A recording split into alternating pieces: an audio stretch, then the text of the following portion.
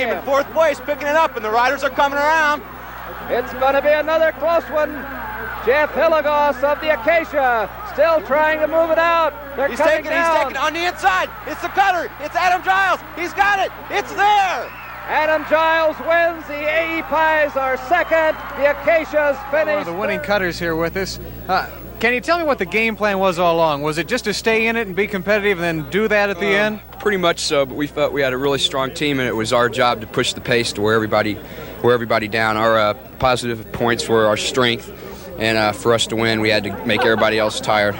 And do you think that the wind came into play dramatically, or did it balance itself? Exactly. It was kind of a rubber band. You know, you'd pick it up over here and you'd slow it down over there, but it pretty much stayed balanced. There's a lot of people pulling through over there, working really hard, so kept it even.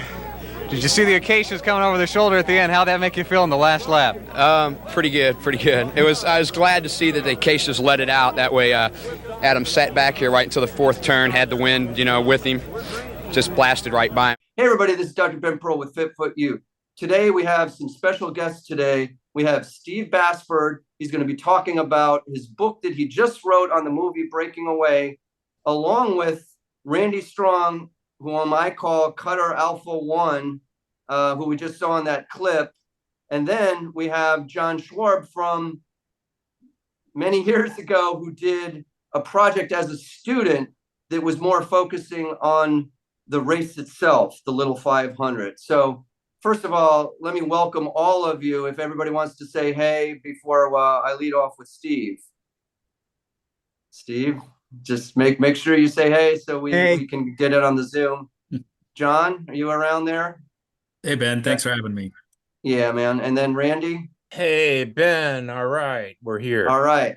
And I like the yellow cutters. And I, we got to spend some time last year. So at the race. So Steve, let's lead it off with why now? Why the book? What compelled you as a guy from Ohio to write this book? When I saw the movie in 1979, it instantaneously became one of my all-time favorite movies. To answer your question, I'm retired, I'm idle, so I need something to keep me occupied. This is my fourth book. It always been in the back of my mind to write this book. So it was really an opportunity coming together. Needed a chance to write something, and actually started a book on college football. I put it on the shelf because I was so compelled to write this book that I attacked it, and it took about 4 months to write. Mm-hmm. And what was it that, why now? Why at this particular time? We had, we were talking beforehand, the race was sort of stagnant for a couple years with COVID. That gave people a lot of time to reflect. But why now?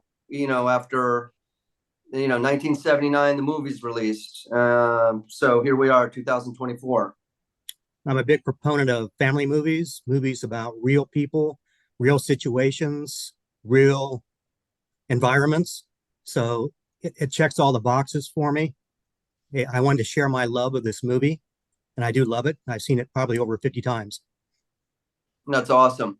Randy, in the realm of life imitates art, there were a lot of things that came together. First of all, you had a role in the movie. Can you tell us a little bit about that and share some of your thoughts, particularly when you had the chance to be cutter number one?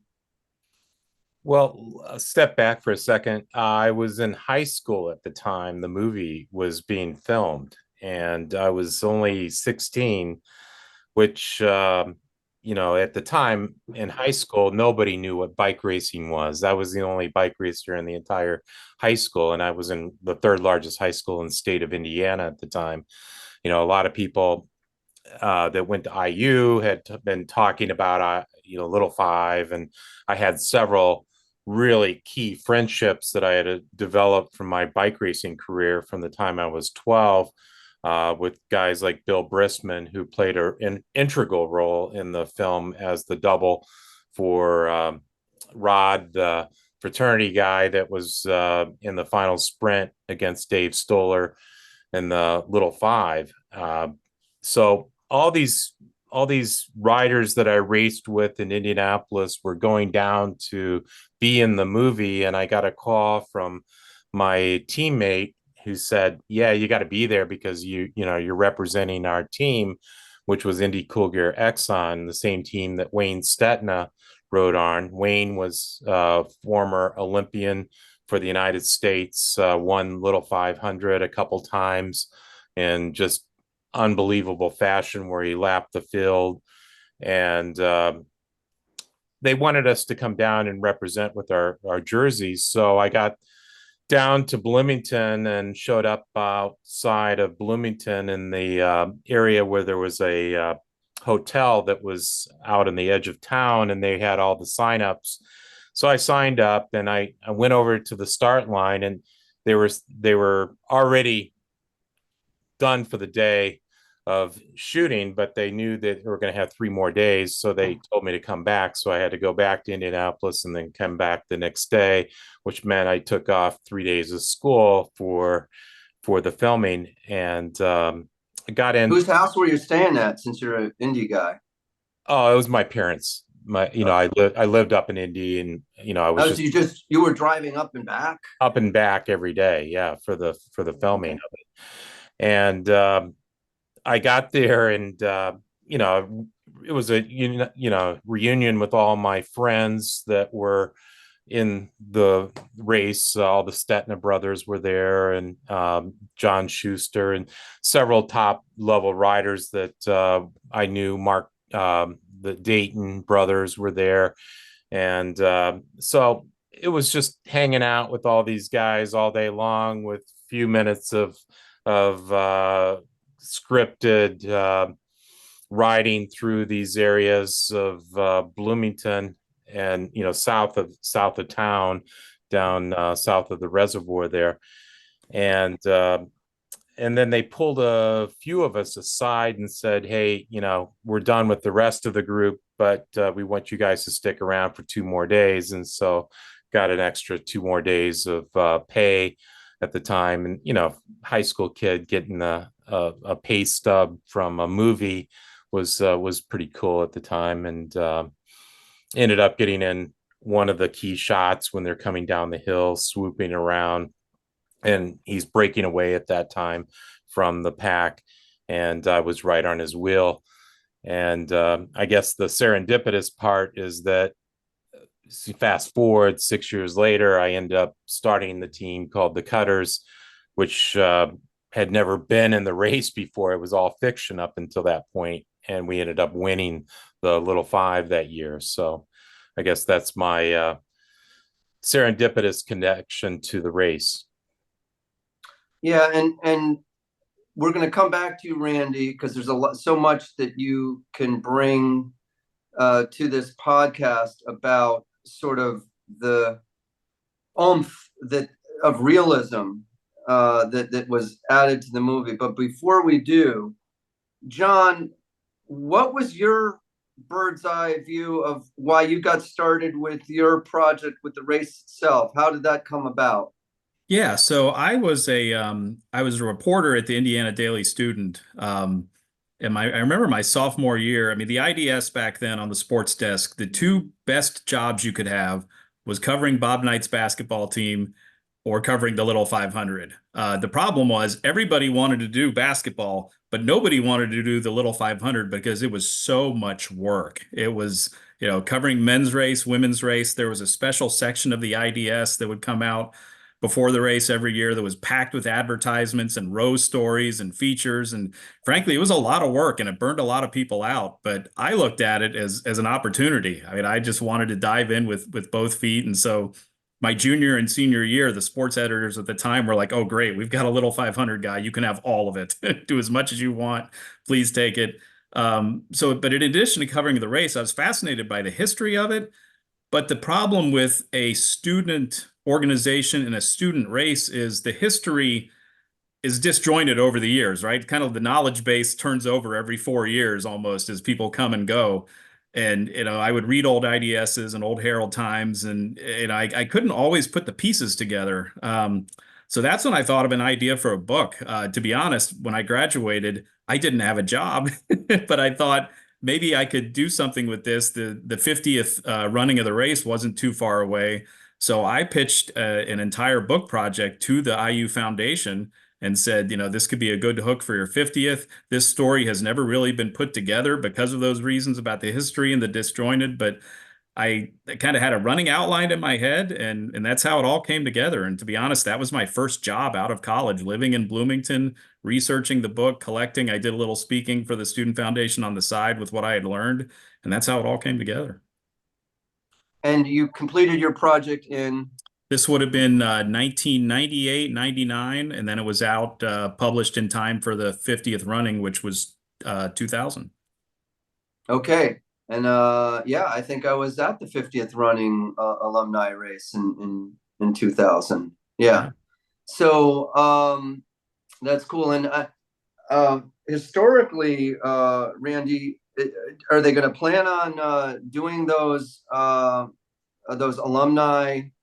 Let's get the the old riders on the track for one last set of laps. What is your understanding of that? I know that IU has added a lot of fall race classics to get riders ready for the Little Five. Any thoughts on where that direction is going, Randy?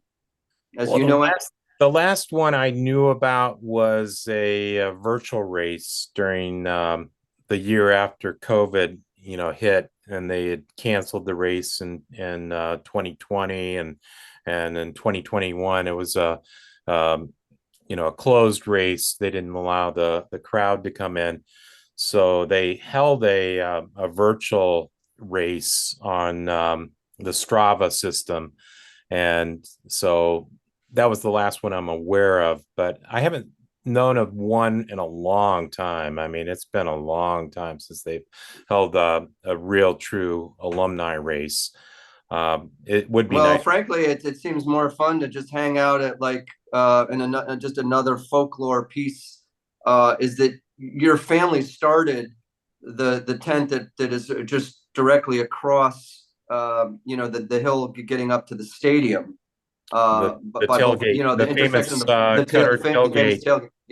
Yeah, it's become quite the tradition with the Cutter program to have the tailgate right across the street from the track, and all the alumni end up showing up and rolling in right before the race, and we end up kind of hooking up and getting caught up, and then walking up to the track and sitting in the bleachers somewhere behind the Cutter's pit somewhere. Right before the race starts. But it's quite a group of people. This year was our anniversary of the race, going back to the '84 race. So 50 years of Cutters now, and or 40 years of Cutters. I'm sorry, 40. It was our 40th, and boy, it was just like, we walked up to the cafeteria, the coffee shop in the morning, and I looked around, and it was just like the Hall of Fame celebration of Little Five there, with Bill Brissman, Chris Gutowski, Al Williams, all great Cutter legends were there. Mark Dayton, Steve Dayton. It was Chris Wojciechowski and Torin Mahar, who won the previous year, was there. And, I'm looking around, and it was just an amazing group of people that had come there at that coffee shop that morning. And I was sitting there videotaping the whole thing, so I got all the faces in the video. But we have quite the tradition. 15 victories now since the race started, with us winning in '84, and the Cutters have developed a really amazing program that builds champions year after year.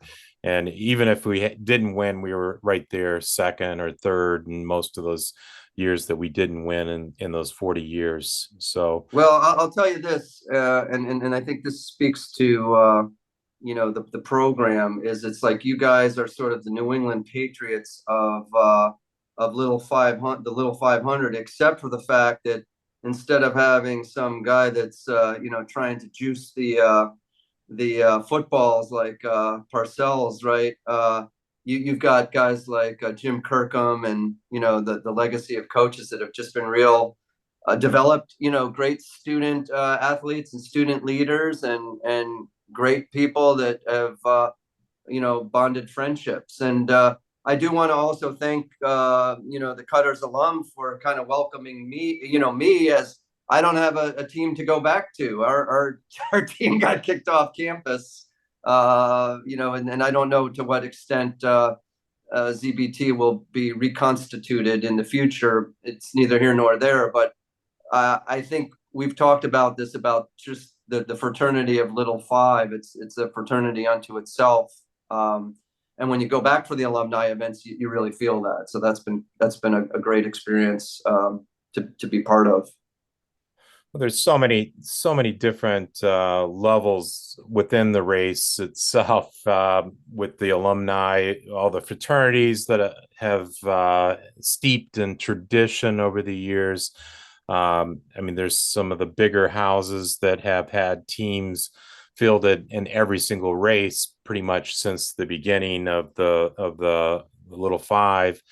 The Fijis, the Phi Psis, who have a pretty steeped in tradition within the race. The Phi Psis actually have a real core, as Steve could probably attest, that Steve Tessich was a Phi Psi who wrote the movie Breaking Away, and Dave Blaze was a Phi Psi. So they have a real influence on the movie itself. I don't think there wouldn't be a movie if it wasn't for the Phi Psi.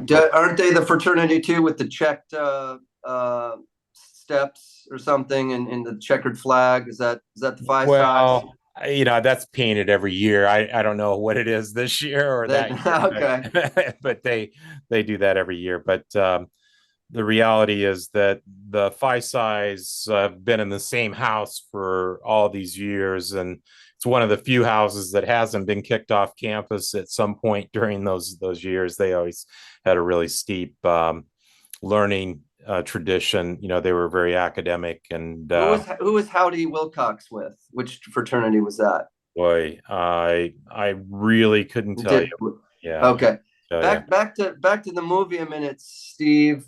Why is it that as strong as the movie is, it's like my kids' generation who are in their 20s, nobody knows about this movie, and I'm glad that you're bringing it to the forefront, because it is a great all-around family movie, which you don't see too much anymore.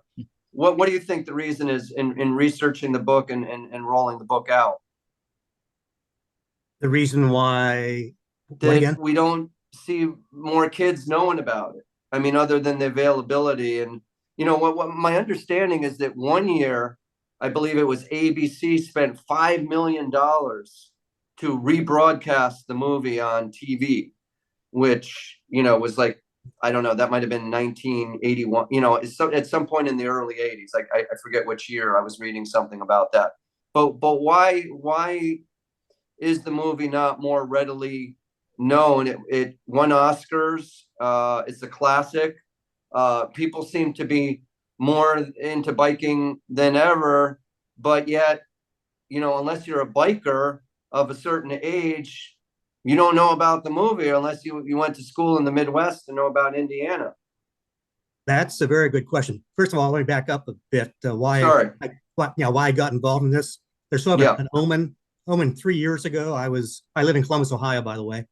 I was in Dayton, Ohio, happened to go to a bookstore, saw the DVD there, and I said, there must be some kind of higher power telling me it's time to write the book. Okay. So back to your question. It is and it isn't. I'll say it is very popular for this reason. There have been presentations throughout the past 45 years all across the country in which Paul Dooley showed up, Dennis Christopher showing up. Just this past April, Paul Dooley and Dennis Christopher did a presentation. Paul Dooley, who's now 96 years old. And doing my research, it's like dozens of times over the last 45 years, there's been some kind of presentation. And what really grabbed me was in the year 2010, in the country of Guyana in South America, they screened the movie. Interesting. Now, it is also perplexing to me why it's not more popular. In the last couple of weeks, I've talked to probably 10 people of my generation. I said, I just wrote this book. Did you ever see the movie? They said, no, it doesn't ring a bell. So do you know about the Little 500? No, don't know about it. So that's a big mystery. Hopefully this book will generate more interest for it. And anything you guys can do to promote it, the race, because I'll be honest, I didn't know anything about the race until I saw the movie.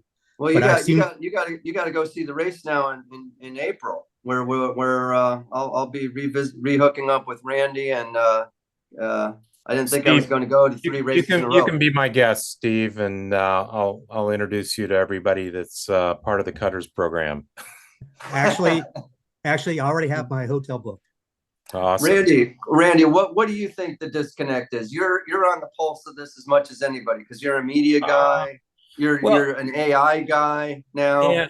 Yeah. I think the movie did extremely well for being an independent film with a low budget at the time. $2.5 million, and it launched the careers of several amazing actors that are still a part of our American acting community. And Dennis Quaid is probably one of the best known actors out of the 4 that came out of the group. Dennis Christopher played a part just recently in Django Unchained. He had a very serious part in that movie. Daniel Stern in Home Alone, really shown as one of the great comedic talents at the time, and his part in that movie was, I think, one of the more instrumental in making it a humorous movie. He just really he had some of the greatest lines of humor in that whole movie. So you've got all these really good actors, and Jackie Earle Haley, he won an Academy Award, or was nominated for an Academy Award. You've met him and talked to him before, Randy?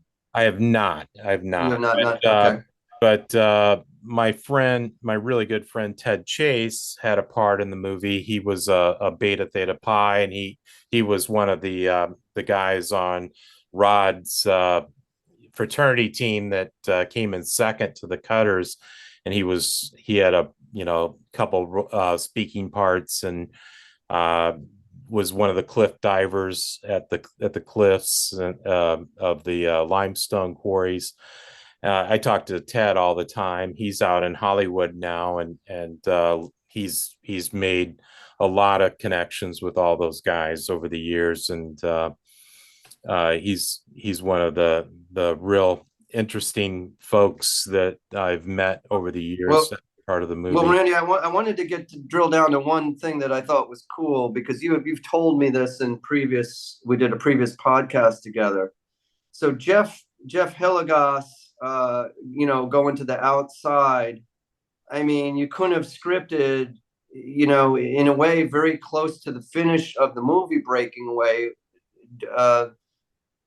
Well, turn by turn. I actually did an overlay. I did an overlay of the 2 finishes, starting at the start line, overlaid the 84 race with the actual movie, and they finished at exactly the same time with the same results. It couldn't have been closer in the way that he came up on the inside. Adam came up on the inside. Dennis Christopher came up on the inside.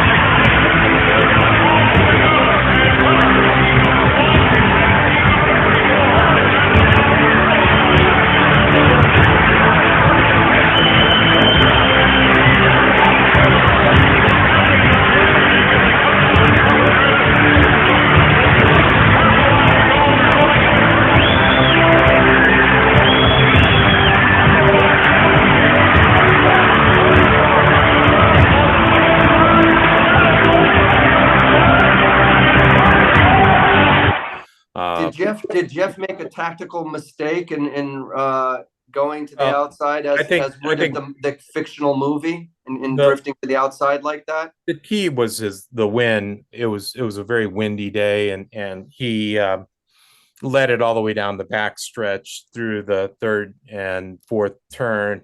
And as he was coming out of the fourth turn, he saw that Jim Pollock was right on his wheel, and Jim Pollock, who went on to become an Olympic silver medalist, was going to overtake him, which pushed him out to the outside, which left this gutter position where Adam was fourth going through that last turn. And I don't think there's ever been a race where somebody came from fourth all the way to win the race from the fourth to the finish line.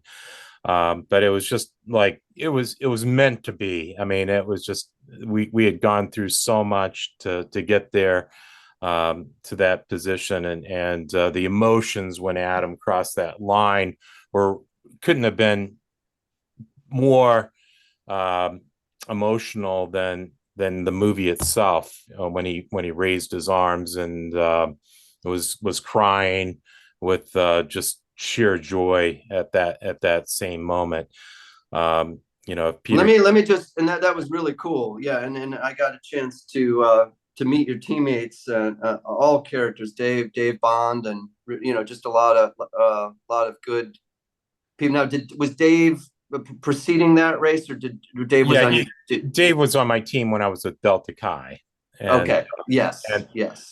Not the 1982 race was the last race that a national network had.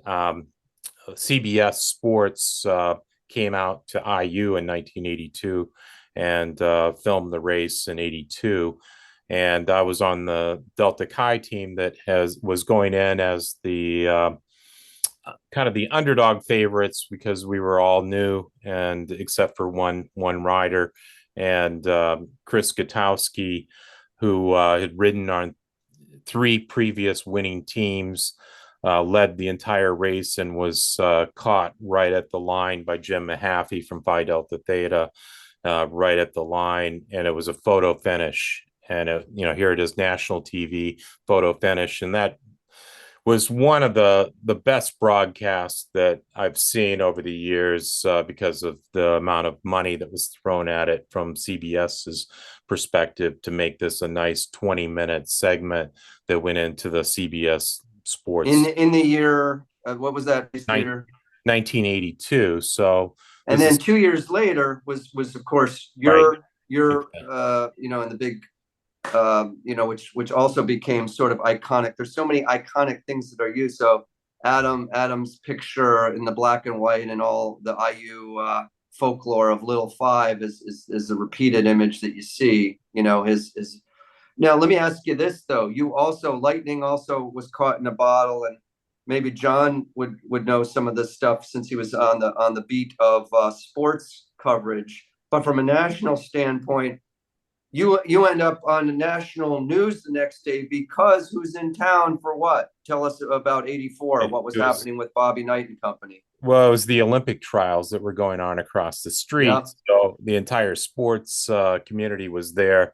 And I looked up after we won, and it was a sea of cameras right in front of us in the pits after we won. So it hit just about every single paper, and it was still riding the coattails of Breaking Away, and the fact that we had brought the movie to life, and there was a nice story angle to the whole story of us winning, and I think that's brought a lot of popularity in through the 80s. And you ended up, you or your teammates ended up on Good Morning America.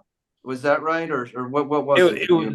It was there was some interviews that were taking place. I think Good Morning America was there, and then Bob and Tom up in Indianapolis was a big radio show, and they brought us on, Adam and I, onto the show, and that was a fun little segment that happened a couple days after the race. And then there was a parade up in Fort Wayne, Indiana, part of the Three Rivers Festival. They built a float for us, and then had this Cutters Challenge bicycle race, and all the people up in Fort Wayne that wanted to race against the Cutters got to race against us at the stadium that night. And so, it had a lot of local flavor to it, and then the national storyline of breaking away was there. So there was a lot of elements to it, and I think that regurgitated the whole popularity of breaking away as well. Well, before we close out, John, where does one find your book these days? How does one find out about where to get the little 500 book that you wrote? Oh boy, it's I think you can still find it on Amazon. I've seen copies on eBay occasionally. It is a 30-year-old book almost, so it's a great 25, book, 25. But it's a great book. Well, a lot of great photos, and one of the photos that didn't make it, because you got a lot of the superstars like Randy and Eddie Van Gys who couldn't make it today, who was also seminal in really giving the authenticity to the movie. And I'm sure before we sign off tonight, Randy's got to have at least one or two more things that had not there been the intervention of real racers, this movie would have looked almost sort of cartoonish, with the bike reflectors and things that they had at the casting calls. And then Eddie having this conversation with Peter Yates about, do you want to make a movie that features bike racing, or a movie that is integral with bike racing? So that happened. But so I will tell you that the moments of just the struggles, like right after Randy, you did that race, and Jimmy Pollock is, I guess, second. I tried to rush AE Pie, and I was out of nowhere. I was a walk-on track and got hurt and decided to try bike racing. And I will tell you that I went into that training room at that rush event. Jimmy was on his bike. He did not even look up. It was just, he was all business. And so naturally I was not an AE Pie. We had the sort of this kind of thing is what, when you think of wide world of sports, the thrill of victory and the agony of defeat. I didn't get to race till my senior year, and was just happy to make the race. We were, in the top 5 for a moment before we got in a big crash, which is inevitably a part of the race. Any crash stories that you guys can share about things that had happened, either you, John, or Randy? I mean, it's the fickle fates of the race, right? Well, I was in the 82 race, and I had started in 28th position that year, and no team had ever come from that far behind to win the race before. And about the 4th lap, I came around the field, and Ken Squire from CBS Sports is saying, "Oh, and here's the move of Randy Strong on the outside." I come up and I'm hitting the wall. I'm hitting the absolute wall. My legs are turning squares, and I start floating into the middle of the pack, and I know I'm in a really dangerous spot. And then, sure enough, there's an explosion of crashes right in front of me. And I ended up riding right over the top of the guy in front of me, and did a ramp off of his bike. And there's a picture in the Arbutus of this guy carrying his bike off the track from that race, and you can see the wheels have been bent, like, from me riding over the top of his bicycle. So, that was a very close call, but I never crashed it in a little 5. But that was my closest that I ever came to it. What was the time sequence? We have the 1980 Olympics, where you got people like Nelson Vales and all that, right? And right around that time. Right. And then bicycling getting popular, the sport of bike racing, because of the movie Breaking Away. They fueled each other, certainly, but because it was in filming in 78, describe to me how you think the interplay of that with the technical advances that happened in bike racing in Colorado Springs and just the whole growth of the sport? Well, I think there was a perfect storm happening. There was a class of juniors that came up through the United States cycling program that actually went over to Europe, and they were very competitive with some of the best riders in Europe at the time. And one of those riders was Greg LeMond, and Greg LeMond went on to the pro scene around that time and signed up as a 19-year-old or 20-year-old with Cyril, one of the top teams of the Tour de France at the time, and ended up winning the Tour de France. And I think that was one of the catapults of United States cycling, to see somebody from the United States make it onto the international stage. And then with Breaking Away coming out, that certainly helped. And then there was a lot of technological changes taking place in the bicycles at the time. We went from wearing leather helmets. I started racing with leather helmets and cleats that were metal, that you had to have straps over the top of your shoes, to having shoes that snapped in, and having real helmet technology. So the bike and the clothing changed, from being wool to lycra. I actually was responsible for bringing lycra to the Little 500 at the time. Before that. Oh, I forgot. I'm glad you mentioned these guys that, Randy. were wearing these wool Kucharik jerseys that were just scratchy and just dude, even in the 80s, 87, look at this thing. I mean, you got the 80s colors, but sorry, let me just get this here. All right, we back? Yeah. So you got the 80s colors, but it was wool, it was itchy. We wore it really for photo ops only because it was hot as hell. So, kudos to you for bringing lycra to the scene of Little Five. Yeah, it really changed the look of the sport too. Even going back to looking at Breaking Away and the clothes they were wearing in Breaking Away, and that was actually filmed on the old stadium track, which was down at 10th Street Stadium at IU, and that was on a quarter-mile track, cinder, very, very sharp turns, a lot more crashes that were taking place on that track because it was so tight. People would get forced onto the little concrete curb on the inside that stuck up 2 inches, and you would go flying into the infield. Very, very dangerous track. And they made the transition after Breaking Away over to the new stadium up on 17th Street. So a lot of changes over the years with Little Five, but certainly the tradition of that old stadium was like being in the chariot races of Roman Stadium. The crowd was so intimate, on top of you, right on top of the riders.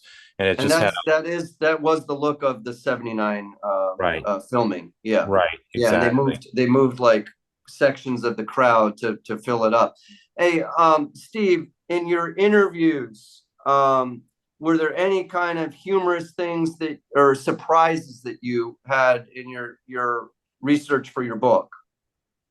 That's a very good question too. First, I want to say thanks to John for his book. I was able to use it as a gold mine. We have a tremendous library system here in Ohio.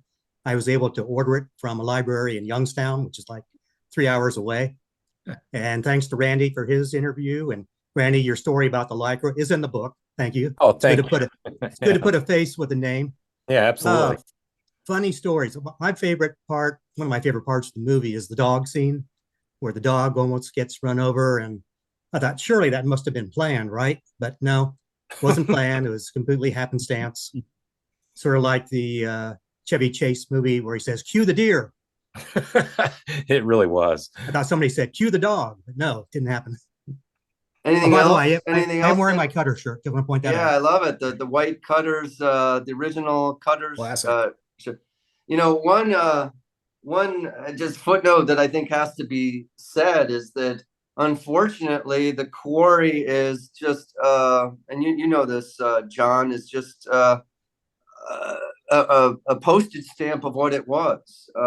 There was someone there in the neighborhood that didn't want the kids coming, and I just think these are the things in the United States. You can't bring this kind of folklore and culture back when you've cemented it in. I just don't understand it. I don't know exactly why there weren't stronger factions to you know look, we're in an age where you don't have the 20-foot slides that kids could fall and break their head like Humpty Dumpty, but for gosh sakes, I mean, trying to leave some element of what is already a risk just going out into traffic every day with the Circus Maximus of cars. Life is a risk, right? And we all assume some by being on the planet. So I just still to this day don't really fully understand how that was allowed to happen in Bloomington. That didn't just get vehemently opposed, but yet it is. But any other anecdotes that come to mind, Steve, and please let us know how to get the book where and when your projected release, and we're gonna, we'll drop this at the time of the known release, so that people will have the opportunity to purchase the book either digitally or in real print. I'm hoping it'll be available end of November, and it'll be available through Amazon and Barnes and Noble and Kobo Books and Apple Books. And also one more thing about Randy, he's being very modest. In that 1982 race that was on CBS, Randy is very prominent. He's in an interview, I believe, with Ken Squire, and he's got his name there on the lower third. So kudos to Randy. Yeah, it lives forever. Yeah, man, you are, and it's funny, from year to year, they have better photography in some years than others. And I think those more prolific races that you were in, Randy, and I came in a couple years after you in '87. I look back and I can barely distinguish the blur of the old VHS videotape or whatever, however they the archival preserved the race. So that was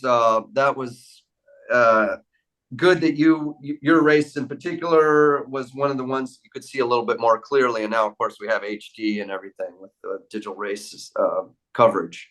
Well, HDNet got involved. Mark Cuban made a big contribution to the Little Five several years ago when he brought HDNet in to do the videotaping of the race and really up the game of what the race would look like with a professional HD level broadcast, and it's kind of set the new standard for what the race could be like. And I'd like to think that if they ever wanted to do another Breaking Away at some point as a follow-on adjunct movie, that they could film it on the race day itself and get the benefit of a 25,000 person crowd instead of trying to move people around a stadium to make it look like a big crowd. And Peter Yates did an amazing job of capturing all the right angles to get the crowd in there. But I'm sure that really took a lot to think through how you could make these empty bleachers look full at every shot. Hey man, on that, I want to piggyback on that. On that note, as a footnote, two things. One is that Eddie pitched an idea, and I don't want to ever steal his thunder about the sequel to Breaking Away, but he pitched an idea to Peter Yates, and it was a timing thing. The series that came out on television with was that Sean Cassidy that was the lead, did not last very long. I don't know. Yeah, and it was filmed down at Georgia Tech, of all places. It wasn't filmed up at IU because of the seasonality of the shooting. They wanted to. What kind? Here you went from homegrown movie you already have the blueprint, and they decide to do it at Georgia Tech. I mean, go figure that one. And you got this Actually, amazing. It was an University of Adams, Georgia, right? actually. Yeah. Oh, Georgia, yeah, but University you have of this amazing network of a lot IU alumni that want to see this see the TV series, and they're sitting there watching. He goes, "That's not IU," so it kind of took away from the cachet of IU. And one other just little footnote: there is a fiction book that somebody wrote that advances the characters that's out there, and I did this in research for one of my podcasts. It just came up, and I read a couple excerpts. So that is out there as well. Oh, that's cool. This is the actual program from the world premiere of Breaking Away. And I don't know, do you have a copy of that, Steve? I do not. I've got one somewhere in the attic. I should go. Yeah, I went to that with my parents down at IU at the memorial right there on Showalter Fountain, right in front of Showalter Fountain. They had the spotlights out for it and the red carpet. It was quite the event. But there's some really cool little pictures in this of there's I would encourage anyone. Oh, that's cool too, man. Yeah, original guys there. But that book is going to be great. Can't wait to see it. Yep. So listen, thanks everybody for doing this. Any bike racing fans that are out there, I would highly recommend coming out to Bloomington, Indiana in April to check out this bike race. There's no other event quite like it. I mean, Bill Brisman has raced at some pretty high levels, but he said there's nothing like riding this college race, the Little 500. Thank you so much, guys, and look forward, Steve, Randy, to seeing you, and John, if you can make it out to Bloomington next year, that would be great too. Thanks for having me. Thanks, guys. Thanks a lot, Dan. Nice to meet you, Steve and John. Take care. Thank you. Take care. Good night, everybody.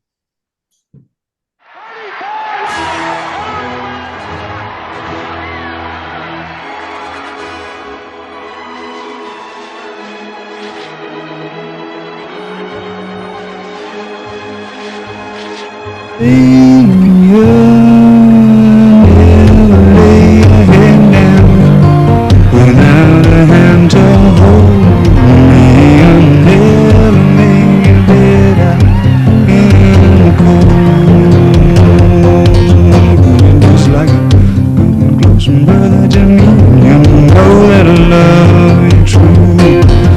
You never told, dirty behind my back.